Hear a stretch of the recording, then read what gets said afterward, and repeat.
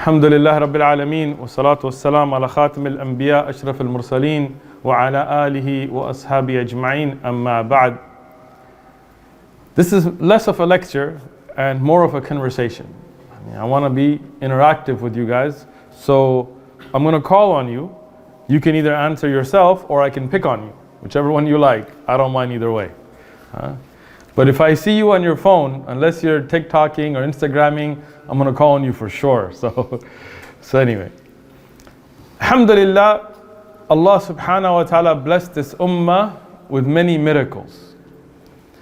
Yani things that would be utilized to show the truthfulness of Islam. But the greatest of the miracles that were given to this ummah, and the greatest miracle of the Prophet Muhammad alayhi salatu salam, was the Qur'an, no doubt. Okay? And that is why in Dawah, as you are inshallah from the shabab of this ummah, from the youth of this ummah, the future du'at of this ummah that will take this message of Islam to every corner of the UK and around the world, you have to understand how to convey the miraculous nature of the Qur'an. One is that yes, we benefit from the Qur'an ourselves, and that is a relationship every Muslim should have with the Qur'an. To read it, to act upon it, to recite it, to love it, to defend it, to protect it, to honor it, to implement it in our lives. That is something that is personal. But there is the relationship of the Qur'an and an extension due to the orders of the Qur'an, the Sunnah of Al-Mustafa alayhi salatu wassalam, that has to be in our da'wah. Today in the United Kingdom, we see mashallah a lot of du'at. You guys are at a different level. Muhammad Barak, and you guys can drama da'wah is like nobody else. Right? But a lot of the things we see is that da'wah is based on people's own intellect. They like to be like, I came up with this new way of da'wah and this new philosophical contingency, background, jump, back, forth, backflip, press A, B twice, pass, go, don't collect 200. They have their own ideas of da'wah. But our da'wah has to be based clearly on al-kitab, on the Qur'an, was sunnah, the Qur'an and the sunnah, and the way of the Salaf al-Ummah. Being clear about our aqeedah, nothing ambiguous. Being clear of what we believe about the Asma al-Husna or the Sifat of Rabbana subhanahu wa ta'ala. So that has to be our da'wah. So now, because you guys, you go to school, how many of you go to school? From the young people? No? You just dropped out? You don't go to school? You work? You finish school? Good job, mashallah, man. Alright, how many of you work? Oh, there you go. Oh, mashallah, man, right? When you go to school, for those of you that go to school, do you interact with non-Muslims? You have non-Muslim teachers? No? All your teachers Muslim? Alright. Alright then. Be interactive, otherwise I'll call on you, I'm telling you, right? Nobody's sleeping today. Those of you that work, do you work with non-Muslims? Yeah. So in those interactions, who will convey the message of Islam to them? Us, right? Is there another prophet coming? You sure? If you think there is, man, we got some brothers that want to talk to you outside, man. Set you straight, bro. There is no other prophet after the Prophet Muhammad alayhi salatu salam. So as the ummah of the last prophet, it is our responsibility, not mine, not the sheikhs, our jami'an, as a congregation, as an ummah, it is our responsibility that is ordained upon us in the Qur'an. قُلْ هَذِهِ سَبِيلِي. What does Allah subhanahu wa ta'ala tell the Prophet ﷺ in the Qur'an? That this is my way. أَدْعُو إِلَى اللَّهِ. I call towards Allah. عَلَى بَصِيرًا. Upon clear evidences. Not upon mawdu' hadith and fabricated stories. No. On clear signs. Adillah. Basira. With wisdom and clear proofs. Ana wa man ittaba'ani. Me and every follower of the Prophet ﷺ. What did the Prophet ﷺ tell us? بَلِّغُوا عَنِّي وَلَوْ آيَةً. And he had the hadith, this hadith something beautiful. بلغوا هذا التكليف. This is a responsibility. Urdu wali taklif nahi hai. بلغوا in Arabic, this means it's a responsibility given upon you. عني هذا تشريف, sharf. This is an honor. Who gave you permission to give da'wah? We don't need any jama'ah, any markaz. No. Rasulullah sallallahu alayhi wasallam told us, upon my behalf, go give da'wah. Walau ayah, hada takfif. Walau ayah, even if it's a single verse or a single aspect, this is something that Rasulullah made easy for us. But then we don't speak about what we don't know about. Stay within your knowledge. Tayyib. As those that go to school and those that work with non-Muslims, do you ever have interactions with, for example, atheists? Yes. You do. Yeah. What's an atheist? Muslims have a religion. Yes, they don't have a religion, they don't believe in God, also known as morons, that's a synonym. What are the things they ask you? How do you know God is real? Good. Why do you believe in God? Great question. So what do you tell them?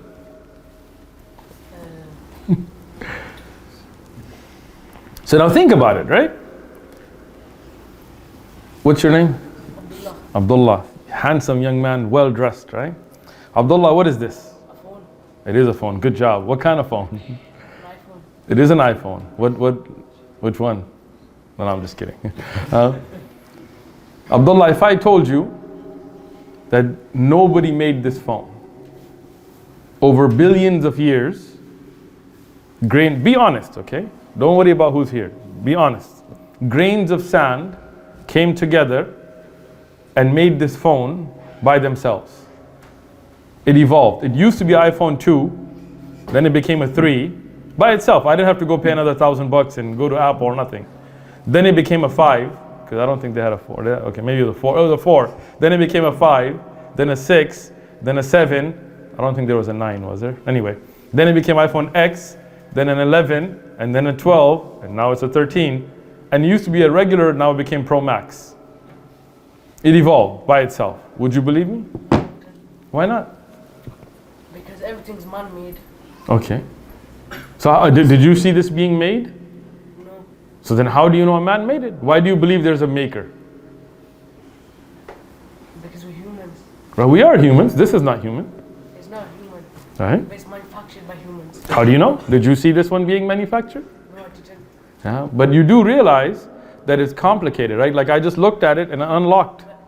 We know Right. that sand cannot make anything. Sand is only dust. Okay. So if sand cannot make anything, it's only dust, then why don't you ask your atheist friend, where did we come from? We get from Allah.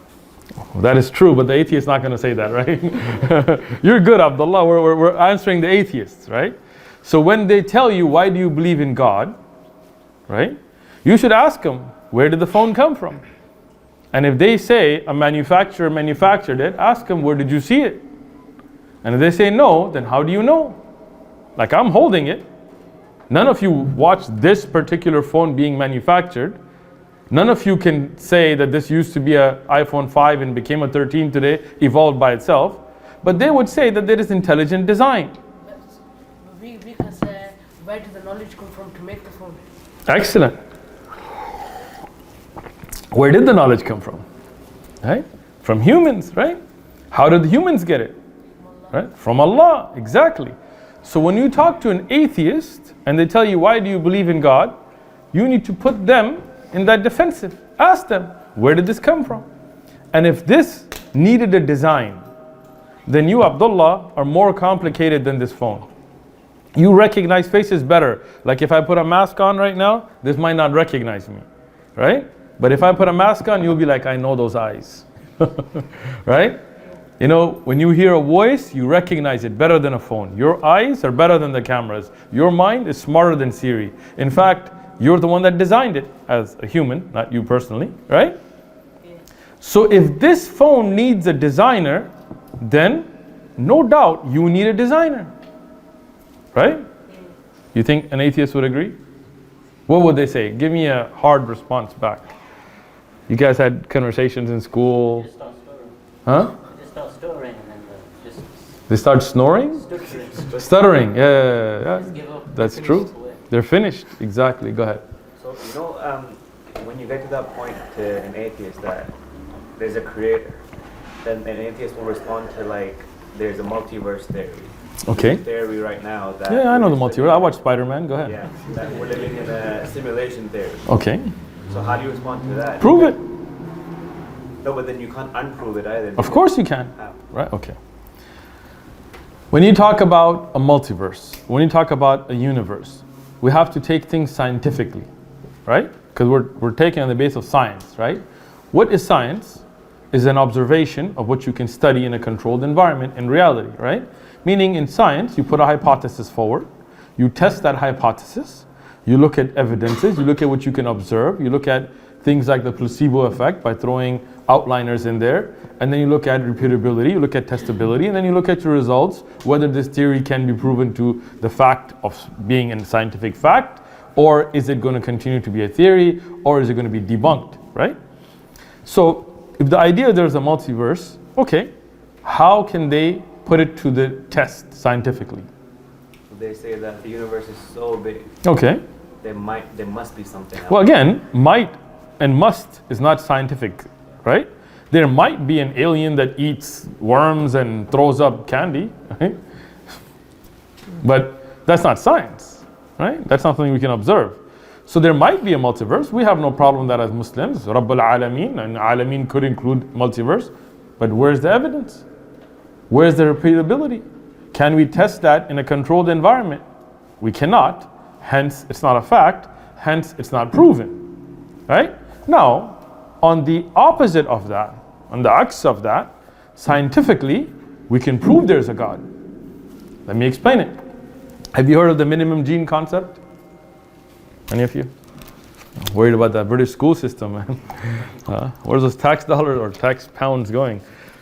There is what's called the minimum gene concept. When you go home, you can Google it, right? Where they have tested in a controlled environment. So now we're talking about science. Unlike the theory of evolution, which is a theory, we're talking about what you can actually test.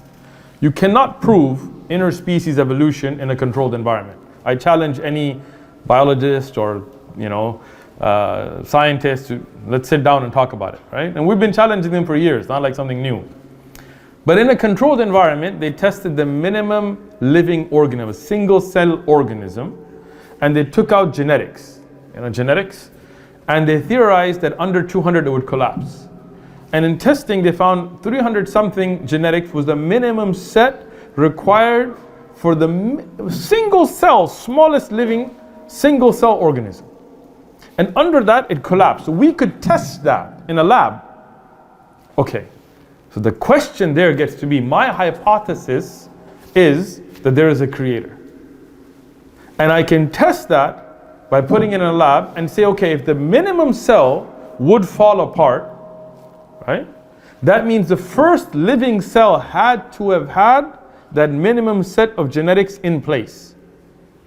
It's impossible that it could have evolved from less than it, otherwise it would fall apart. And this is something we can scientifically test. So, the hypothesis has evidence through testing that there was a designer. Now, who that designer is or was, that's still up for discussion, right? But we can prove that there is intelligent design scientifically in a controlled environment. Once we prove that, now the question gets to be who? Is it Mother Nature? Is it just a force? Is it a blue guy named Ram who can't defend his wife? Is it a cow named Gau Mata that makes great chops that we had earlier today? Sheikh had him in a karai, man. Huh? Is it some white guy on a cross somewhere that doesn't look like the Prophet Isa ibn Maryam? No, right? We as Muslims would put forward a hypothesis. Now let's take it scientifically, right? That there is a great creator, ever living, no beginning, no end, and that all intelligent, all knowing creator created us. And you can see a sign of that in shared DNA that you have between species and between even things. Some people say, oh no, we came from monkeys because the human DNA can be mapped to a certain percent with monkeys. We share 50% DNA with a banana. Seriously, go look it up. It's because Allah designed all of us, right? We all have cells. Why do people eat bananas? Because we didn't come from bananas. We didn't come from monkeys either, although don't eat monkeys, all right?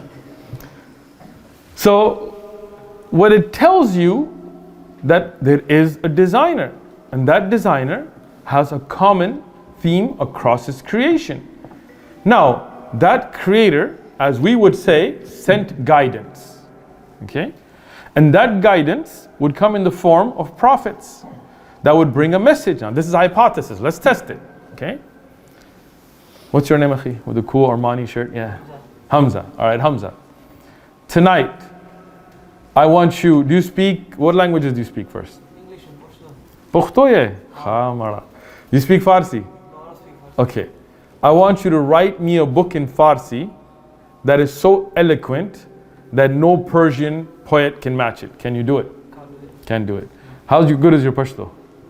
It's weak. Sweet? Pukhto lweste she, kitabe le she? Nah. No, okay. Razi pade. Say sure. I want you to write me a book in Pashto that is so eloquent, that is better than Hamza Baba and Abdurrahman Baba and Khushal Khan Khatak and all of them. Nikki. Why not? I'm not that elegant. I don't think anyone needs to be. Can you read and write Pashto? No. So then for you to write a book in Pashto that is so eloquent that no Pashtun poet can match it, is it possible? How could the Prophet Muhammad alayhi salatu wasalam, a man who could not read or write, a man who never wrote poetry, he was not a poet. The Arab had beautiful poets, well-known poets, they were eloquent poets, baligh, fasih, but he was not one of them. How could he bring forth a book that challenged mankind till our time to bring one like it, and nobody's been able to? Go ahead. Allah gave knowledge. Abdullah, you're good, man. That's the correct answer, right? Allah revealed the Qur'an to the Prophet ﷺ. But for atheists who may not believe that, for atheists who may not believe that Allah subhanahu wa ta'ala revealed the Qur'an, we challenge them with this. We challenge them with the Qur'an. The Qur'an, and this is not some new things we're talking about, but the Qur'an talks about the orbits of heavenly bodies. Mufassir ibn Kathir discusses this in his time. So don't think I'm trying to rewrite tafsir for science. No. We go back to the original sources. As Shaykh ibn Uthaymeen has explained as well. We believe that there are things that are known to science today that were not known to people at that time, that are in the Qur'an. And they're evidences. Right? So how can a man in a desert who didn't know astronomy, didn't know astrology, didn't know any of that, how could he know the sun has an orbit? Scientists till very recently didn't realize this, right? How could he know how the fetus of the mother develops? In the fetus of a baby in the womb of the mother develops. How could he know about sweet water and salt water? How could he know about waves under the ocean? How could he have known about the nations of the past, like why Yusuf alayhi salam, why Musa alayhi salam was in Egypt when the Arab didn't know? The Jews, they challenged this. And Allah revealed the Qur'an, the story of Yusuf alayhi salam, to tell them why Ben Israel was there. So, these miracles show that the Prophet ﷺ could not have written the Qur'an. Right? Couldn't even read or write. But there was revealed. And the last thing I will mention, from the Qur'an and the Sunnah is our da'wah. I want to pick on somebody else. I've been picking on too many of the brothers in the front. Young brother in the black t-shirt. Assalamu alaikum. Yeah, you're wearing black. That's you. The cool gold on it. What's your name? Huh? Hazur? Azan. Like the adhan. MashaAllah. May Allah make you reach all over the world. Adhan. If I tell you tonight, after we pray Maghrib, and it's dark, go outside, split the moon. Split it into two pieces, and bring it back together. Can you do it? No. You couldn't. Why not? Because we're too faulty. Yeah. If the moon's too big, just put it. Right? Can NASA do it? No. Can Russia do it? No. Putin? No. Trump? No. Biden? No. I don't know. Rishi Kumar. I don't know who the prime minister is. Who was the other one with the funny hair? Anyway. Boris, yeah. Where is he at nowadays? Anyway, why can they not do it? Because they don't have the ability. Have you read Surah Qamar in the Qur'an? Rasulullah sallallahu alaihi wasallam was challenged by the mushrikeen to show a miracle, and this is mutawatir. The Shaykh can explain what that is to you guys later. It is through so many chains that this is sure knowledge. It's not just sahih, it's mutawatir. Meaning that so many people saw this as first-hand reports, eyewitnesses from the companions like Abdullah ibn Abbas and Anas ibn Malik, who was in Medina at the time. He's from the Ansar, radiyallahu anhuma, and others that were in Mecca, and others who were mushrikeen at the time, like Abu Sufyan. He's one of the narrators. Later he becomes a Muslim. At the time he's a mushrik. And some like Walid ibn Mughira that never became Muslim, that eyewitnessed this and reported it. In the book Bidayah wa Nihaya, Ibn Kathir, he mentions that there were Arab Bedouins outside of Mecca, that the Quraysh, they asked them, did you see it? They said, yes, we saw it. There were caravans that were out from the Quraysh that were outside of Mecca. They said, we saw it. So when you have so many clear eyewitness accounts that the Prophet ﷺ, by the will of Allah, not from his own power, by the will of Allah, split the moon in two and brought it back together, we challenge the atheists and say that how could you do it if he's not a prophet? It's not a magic trick, because people outside saw it, right? Go ahead. Allah give him power. Abdullah, you got all the answers, man. Allah gave him the power, right? So this is how we respond to the criticisms and questions of atheists with evidences from the Qur'an and Hadith. Fadl. My time is up, but just because the Shaykh's not here, I'll let you go ahead. So, when the atheists, you give them all these proofs and evidence from the Prophet ﷺ and the Quran and how it's all true and the moon is split, and they become agnostic, for example, they believe there is a creator. Great. How do you make that jump from them to believing that there is a creator to worshipping him now? Excellent question. So when somebody goes from being an atheist, denying that there is any God, to being agnostic, saying there could be a God, but we don't know which that God is, we would say that if they believe that the moon split, then who is the God, who is the one that gave that nusra to the Prophet Muhammad sallallahu alaihi wasallam? Allah. Abdullah? So my question was... No, well done. We're in this one. You just say Allah did it, right? Alright, good.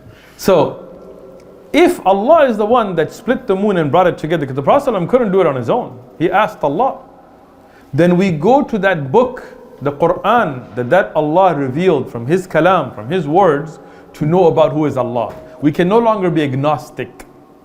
Now we have to be Gnostics. We have to say we know who Allah is because Allah told us about himself. The Allah that gave Musa ﷺ the ability to split the ocean, that gave Isa ﷺ his miracle of walking in water, that gave Ibrahim ﷺ the miracle of not being burnt in the fire. All of those Anbiya, they call towards one Allah.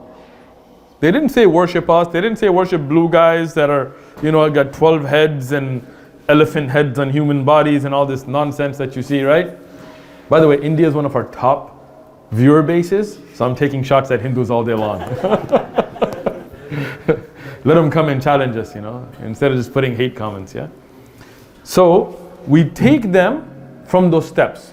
We show them the miracles of the Qur'an, and then when they believe that these are miracles, that this is a miraculous book, then they need to know who that Rabb is from the Qur'an, from what Allah subhanahu wa ta'ala revealed about himself. Okay, I'll take you Abdullah, and then the Shaykh is here, so then we're going to stop. So what about if someone asks an atheist, who gives a person difficult times? Why do difficult times come to people? That's a good question, man. Then what do you think the answer will be? I think they wouldn't have an answer, like most things in atheism, right? They just say things happen. Then why the atheists? Good question, man. Go ask them and then we'll talk about it, inshallah. Tell them that there is no hardship and ease, is all from Allah. I was on a plane. There's actually a short online about this now. I was talking to Sneeko about this. I was on a plane one time and there was an atheist sitting next to me. And when he saw me dressed like this, like me and Sheikh, when we travel, we're the same. We don't wear skinny jeans and t-shirts traveling, yeah? So he asked me, you're a Muslim? I was like, yes. And he was like, you believe in God? I don't believe there's a God, and it's all stories and this and this. As we were discussing the miracle of the Qur'an, the plane started to shake really bad. We had turbulence. And he goes, oh God, oh God. And I turned, I was like, who are you praying to? You just said there's no God. He was like, not now, not now. So when the plane shakes, there's no atheists, you know. So in their heart, they know there's a creator. When they go through a hardship, they pray.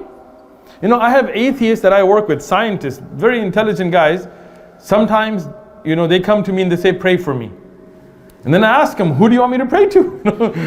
If you don't believe in God, why are you asking me to pray for you? You know, and he's like, no, I'm going through a hard time, pray for me.